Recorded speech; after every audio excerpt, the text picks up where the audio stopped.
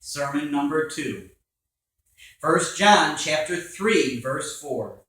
Whosoever committeth sin transgresseth also the law, for sin is the transgression of law. Sinner, did you ever inquire what sin is? Did you ever study the Word of God that you might have proper views of this greatest of all evils? If you have never made the inquiry, your state is bad, dreadfully bad. Your salvation is at stake. Look seriously into the text. Lift up your heart to God and say, Lord, give me proper views of sin. Sin is the transgression of the law. What law? The law of the most holy God. Where is this law to be found? It is contained in the 10 Commandments.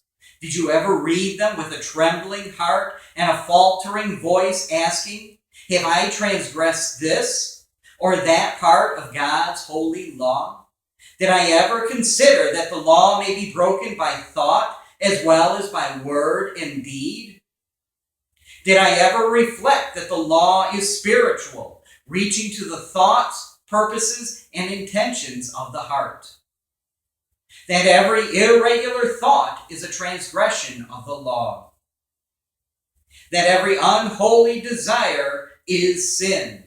That every idle word that men shall speak, they shall give an account thereof in the day of judgment.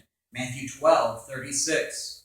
That awful day when the heart-searching God shall judge the secrets of our hearts.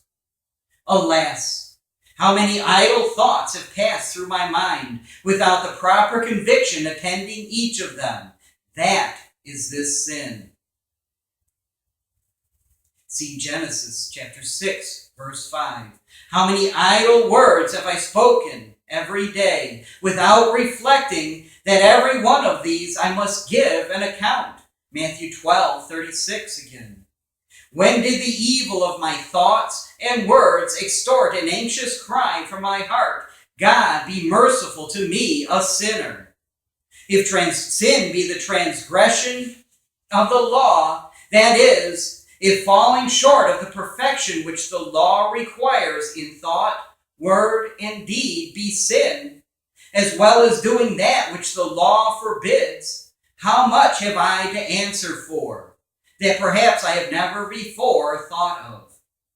Yet have I often confessed, we have done what we ought not to have done, and have left undone what we ought to have done, and there is no health in us.